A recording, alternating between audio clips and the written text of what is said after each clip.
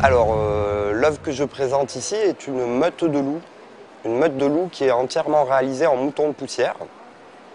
Donc, il s'agit de moutons de poussière qui ont été récoltés à la station de métro Châtelet-Les Halles. Donc, en fait, cette poussière est une collection de morceaux de gens en train de vivre.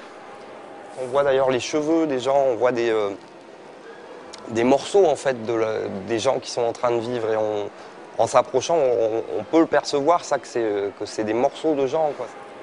En fait, toute la récolte est une partie importante dans ce travail, enfin une partie que je ne mets pas forcément beaucoup en avant, mais qui est quand même importante parce que c'était difficile à trouver cette poussière. Enfin, il y a toute une technique qui s'est mise en place en fait pour essayer d'être efficace et d'en récolter le plus possible. Et c'est vrai que là, ça s'apparente à quelque chose de l'ordre du chasseur-cueilleur, quoi, en fait, de guetter comme ça dans le métro où sont les moutons, où c'est qu'il y en a le plus, donc comme une chasse aux moutons. Alors ce que représente le loup pour moi, c'est le symbole de la sauvagerie en fait et de la liberté. C'est le symbole d'un animal qui à la fois est social, très organisé, très intelligent, mais qui en même temps est libre et sauvage, incontrôlable, et qui pourtant a été quand même contrôlé par l'homme et qui est devenu un chien, qui est devenu quelque chose de domestique. Donc c'est un peu cette ambivalence aussi qu'il y a chez le loup qui m'intéresse. Et puis il y a tout l'aspect qui est lié à l'animal mythique, à l'animal des contes.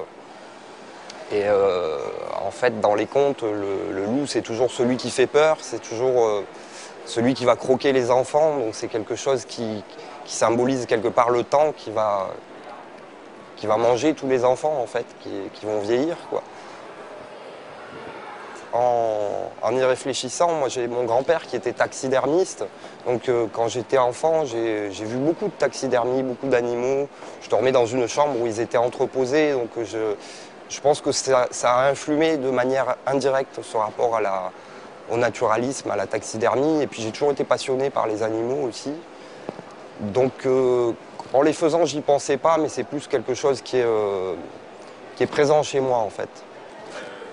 Alors je trouve que cette œuvre prend toute sa place ici, alors d'abord par ce qu'elle représente, c'est-à-dire c'est des animaux, donc c'est vraiment, elle est entourée d'autres animaux, donc ça c'est déjà l'aspect évident de la chose, mais c'est aussi, je pense, intéressant qu'elle soit ici par le matériau qui la constitue, c'est-à-dire c'est un matériau qui pour moi est symbolique de nous en ce moment en train de vivre, puisque c'est nous en train de nous régénérer qui produisons cette poussière. Et donc je pense que dans la galerie de l'évolution, il y a quelque chose qui est lié à ça. Moi je me disais, un jour, tous les gens qui ont produit cette poussière seront morts et la personne qui verra le loup se dira, enfin qui verra un de ces loups se dira, ah ben voilà, ça c'était